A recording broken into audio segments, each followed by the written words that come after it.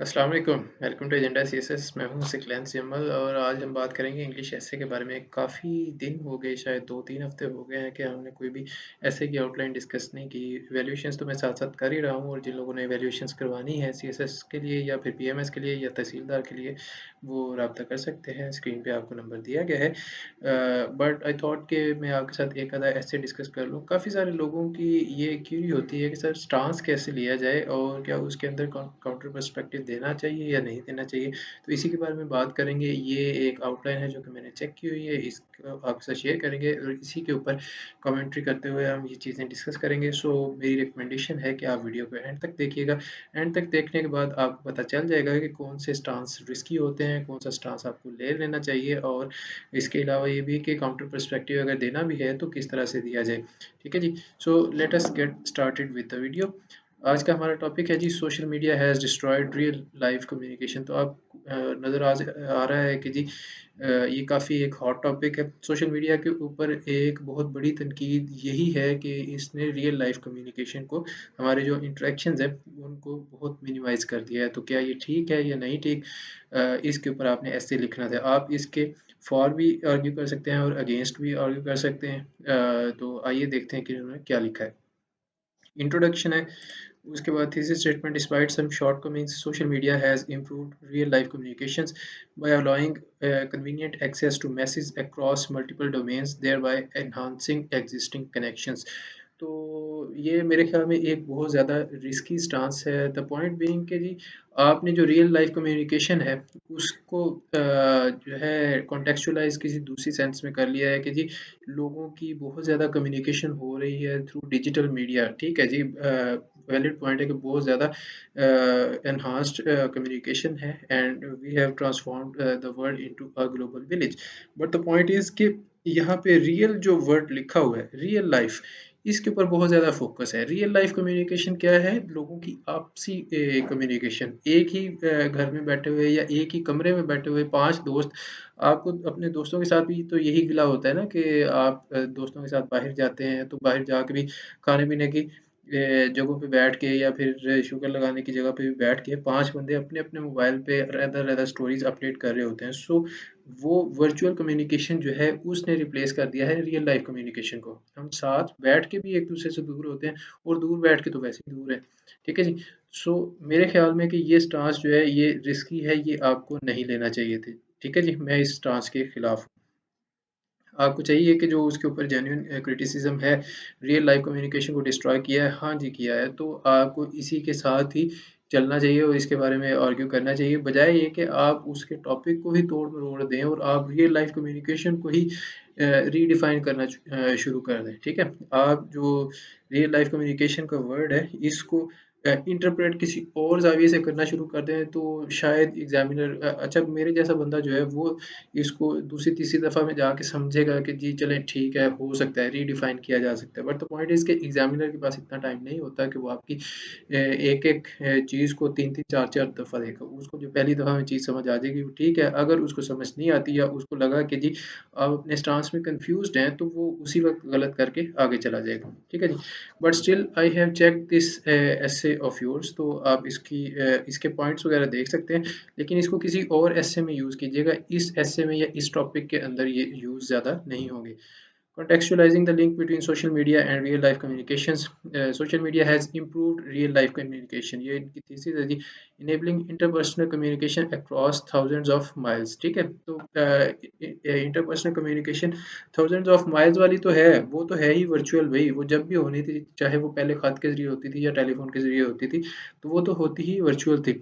Enable कैसे कर दिया उसने अक्रॉस थाउजेंड्स ऑफ माइल्स, इसकी मुझे समझ में नहीं आती। So what you are saying is कि भाई हाइपर कम्युनिकेशन की एज है या डिस्टेंस जो है उसको ना होने के बराबर कर दिया, but still it is virtual. ठीक है जी, यही मैंने यहाँ पे दिया था आपको फीडबैक की थी। ये फिर भी एक वर्चुअल कम्युनिकेशन है, ये रियल लाइफ कम्युनिकेशन नहीं है। So don't be confused about your stance or do not try to mould the words so that आपके अपने ऐसे के आर्गुमेंट्स जो हैं वो सीधे हो सकें। ठीक है जी? अलाउइंग आगे जो है सारा का सारा आपका जो प्रेमिस है वो इसी चीज़ के ऊपर है कि भाई सोशल मीडिया ने बहुत ज़्यादा एनहांस कर दिया है, तो उसी के ऊपर आपने लिखा। सो मैंने just for the sake of English या just for the sake of content कि भाई कंटेंट कैसा है उसके लिए चेक किया था, बट जो आपका बेसिक प्रेमिस है वही गलत है, ये जो स्टांस आपने लिया हुआ है वही गलत है। तो आई डोंट थिंक ये इससे मुझे आगे जाना चाहिए, बट स्टिल मैं आपके साथ ये पॉइंट्स शेयर कर देता हूँ और आगे जाके हम काउंटर पर्सपेक्टिव के बारे में बात करेंगे। Allowing multiple forms of content exchanges, case in point, communicating via videos, audio, and texts on YouTube and Facebook. Again, बात ठीक है, लेकिन still it is virtual. Instilling political consciousness by engaging in political debates. ठीक है जी. Case in point, use of Twitter now X for political propaganda. Again, virtual. Improving communication between customers and businesses. ठीक है जी. Case in point, communicating value through uh, methods to targeted customers. अच्छा जी. Next we have planning and organizing real life events through social sites and supporting mental health and well-being. Case in point, Soul Sisters Facebook community for mutual help. And last point we have allowing cross culture communications.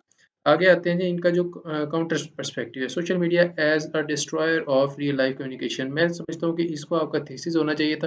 Counter में आप ये दो चीज़ें जो है ना एक दो पॉइंट्स डिस्कस कर सकते थे, लेकिन जो आपने थीसिस है उसको एंटी थीसिस कर दिया है और एंटी थीसिस को आपने थीसिस कर दिया है। सो मैं इस स्टांस को और आपकी इस आउटलाइन को अप्रूव नहीं करता। आई थिंक कि ये बहुत ज़्यादा रिस्की है और मैंने इस रिस्क की वजह से लोगों को फेल होते हुए भी देखा है। One of my close friends and students, he actually got position in PMS recently। तो उसने भी यही किया था कि जो क्लासरूम्स क्या उसको कहते हैं ऑनलाइन एजुकेशन वाला, उसने ऐसे किया था कि जी more convenient and efficient than traditional classroom instruction. इसके वो अगेंस्ट चला गया था। अब आर्ग्यूमेंट्स उसके वैलिड थे but it was still against the tide और एग्जामिनर ने इस चीज़ को अप्रूव नहीं किया। सो जो मेन स्ट्रीम चीज़ चल रही है मैं रिकमेंड करता हूँ कि आप उसी के साथ चलें। बहुत एक्स्ट्रा ऑर्डिनरी रिस्क लेके आपको अपने आप को प्रूव करने की ज़रूरत नहीं है कि मैं बहुत टॉप चीज़ हूँ। ठीक है जी। सो इसको आप थीसिस बना लें, ये वाला जो आपका मेन आर्ग्यूमेंट है और जो ऊपर वाला दिया हुआ है उसमें से कोई एक दो पॉइंट लेके एंटीथेसिस बना सकते हैं। weakening family communication due to overindulgence in social media, ठीक है। decline of moral values due to cultural invasion communicated through social media sites, बिल्कुल ठीक। declining face to face interactions, तो बेसिकली इस चीज़ के ऊपर ऐसे था। ये जो आपने तीसरा पॉइंट लिखा है ना, बेसिकली ये था कि रियल लाइफ कम्युनिकेशन जो कि हमारी फेस टू फेस होती है उसको बहुत ज़्यादा कम कर दिया सोशल मीडिया ने, तो आपने इसके बारे में आर्ग्यू करना था। So this should have been your main thesis और बाद में एंटी थीसिस के तौर पे आप ऊपर वाले पॉइंट्स में से कोई एक दो दे सकते थे। और आप स्टांस कोई एक ही लें, दोनों स्टांसेस पे ना जाएं। दूसरी बात ये है कि थीसिस सॉरी एंटी थीसिस के बारे में आते हैं या काउंटर पर्सपेक्टिव के बारे में आते हैं, तो मैं समझता हूँ कि काउंटर पर्सपेक्टिव मोस्टली लोगों को देना नहीं चाहिए। उसकी रीज़न ये होती है कि फिर आप उसमें कंफ्यूज हो जाएंगे कि आपने सपोर्ट किसको किया है या फिर निगेट किसको किया है। आप पहले एक साइड को सपोर्ट कर रहे थे फिर दूसरी साइड को सपोर्ट कर रहे हैं, एंड पे फिर आपको उसका सिंथेसिस बनाना पड़ेगा या फिर कोई ना कोई ऐसा पैराग्राफ डालना पड़ेगा कि जी इन सब फ्लॉज के बावजूद मेरा ये मानना है, मेन थीसिस मेरा यही है। ठीक है, तो आपको उसके अंदर अपने आप को क्लैरिफाई करना पड़ेगा। दूसरी बात ये है कि जो काउंटर पर्सपेक्टिव होता है या एंटीथेसिस है उसके अंदर 3-4 पॉइंट्स की बजाय मैं समझता हूँ उसको सिर्फ और सिर्फ एक पॉइंट वाला सिर्फ एक paragraph they they, that is sufficient. ठीक है, बाकी आपने अगर कोई पैराग्राफ्स ऐड करने हैं तो वो मेन थीसिस में कर लें या फिर उसके इम्पैक्ट्स या सॉल्यूशंस के हवाले से कर लें, लेकिन काउंटर पर्सपेक्टिव को लेके 3-4 पैराग्राफ्स देना मैं समझता हूँ कि सेफ नहीं है। You should avoid it at all cost. ठीक है जी। सो यही मैंने यहाँ पे फीडबैक भी दिया हुआ है। आई होप कि काफ़ी सारी चीज़ों की आपको समझ आई होगी एंड आई होप कि this makes a lot of sense to you. Make sure that you like and subscribe and share this channel with your friends so that they can also learn a lot from this channel, and I'll see you in the next video. तब तक के लिए take care. अल्लाह हाफिज़।